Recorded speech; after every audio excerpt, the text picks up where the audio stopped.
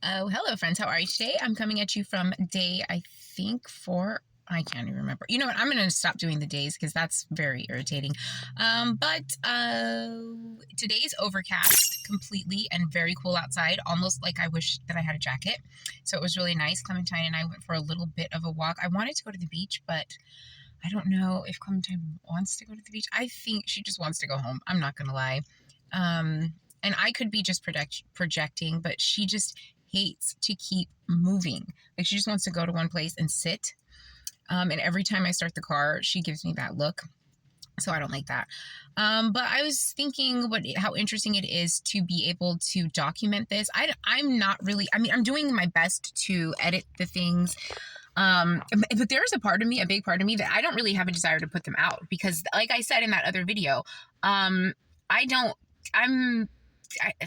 this is about me. You know what I mean? So like, I don't know even the purpose of me putting them out, but the one purpose that I can see is that I wrote this book about 5 years of living homeless in a car and a lot of other crazy things that have gone on in my life. And they seem kind of unbelievable.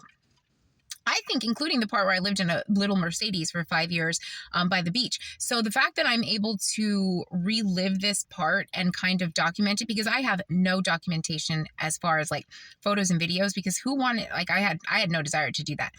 The first few days I took a couple of photos when we were in Joshua Tree, and then I didn't even turn on my phone. And like today I wanted to do this video walking, but I didn't want to have my phone with me. I really don't. I usually just put it on airplane mode because I don't want the energy and I don't like that. So my desire for this kind of situation is to detach completely from the world, but I get the inclination that the reason for me doing this time around is specifically so that I can show. And yesterday I was making these videos. It's so funny. I'll put, I guess, I don't know what this will be, like or not a documentary. I guess this will be like a vlog or something, or part of a vlog. But yesterday I had this interaction with this lady and I was making all these videos, and some of them I thought I didn't want to post them. I was like, that's not even my personality or whatever. And I kept deleting them. And finally I was walking while I did it, and I turned around and I walked into this big pile of boxes, and they said, "Do not destroy." And that was like a message to me from the spirit, like, this is not you. Yeah, it's not you, it's me. It's the spirit moving you to say these things. So I erased a lot of them. And then later I was making a video and I accidentally erased one that I wanted to keep. And the feeling made me know that the message was stop deleting the videos. But like, I don't even want to post even the stuff that I posted so far. I personally don't want to post it. I'm the guy, I'm like, who cares? I don't care. I don't feel like it anyway. Not that many people are watching. I don't like, most of the people are probably nosy anyway. And that kind of stuff makes me angry. So I have so much that I would like to do, but I'm very stubborn. I don't want to do this until I have a roof over my head. But I will at least document all of this, even if I only end up putting it all together for real once I have permanent residence. But I do appreciate the ability to document this. I really hate that the car got messed up, but maybe I'll just get a new one. All right, I'll talk to you later. Hello, friends. Oh, wait, I have to grab this. I am back again just to tell another story. I love this place. I don't know if this is just California or this is just the world in general. Okay, so I'm at the library, and I've been sitting at the library all these days, and I never thought to ask anybody about putting my book in the library. But I went to go ask this lady, and she's a lady who just happened to walk past like me and Clementine sitting in the back of the thing. And so I go to ask her about the book, and I noticed the whole time I'm talking to her, she seems a little bit preoccupied. Like she's not really answering my question. She's just kind of looking at me funny. And so finally I ask her about publishing the book, and she hands me a card sheepishly, and then she says, and I just want to let you know, I saw your dog and blah, blah, blah, something about the dog. That's what she's fucking serious. She really cares about that. I came to ask about my book, Dark World, Light Work. Anyway, I just think that's so funny how people are all stuck on these rules and regulations. I'm asking you a question. Like, you can't compartmentalize for 1 second and answer my question and then worry about the rules and regulations about the dog. And she's a service dog. How about that? How about that? She's a service dog. There we go. And now you could have just paid attention to what I was talking about. So basically what I'm trying to say is that the woman was not paying attention to me, so she didn't give me enough of a chance to explain that the book was not just a book, it's also a social media experience. And now she's part of it, and she's going to miss it unless she finds it somewhere else sometime. That's the funny part. And here's the thing. It's not that this lady was rude or disrespectful or anything. In fact, my reaction is probably way more arrogant than even she is. But her reaction to Clementine and the situation is like small. It's like small-minded. She didn't say anything to me about Clementine when she could have when she walked by me.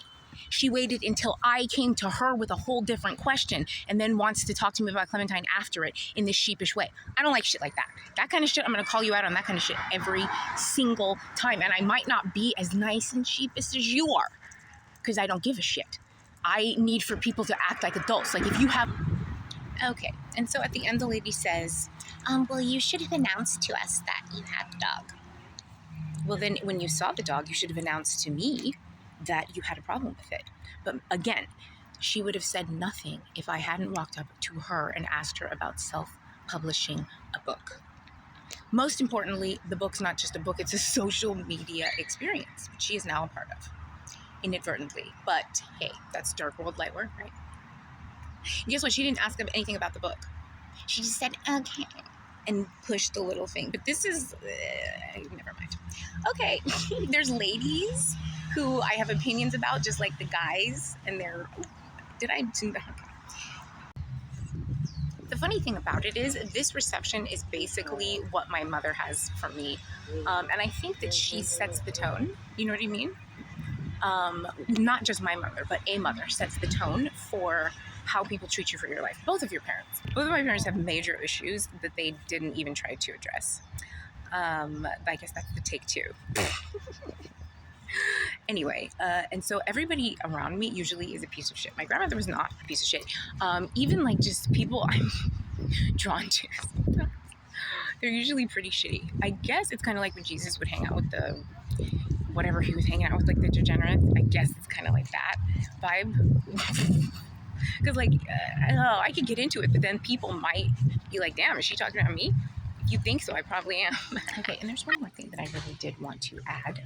Beyond it being very irritating in the moment, and it gives me a lot of, I guess, pride in myself, even ego, you could even call it. It's very sad because that is literally the energy that I always get.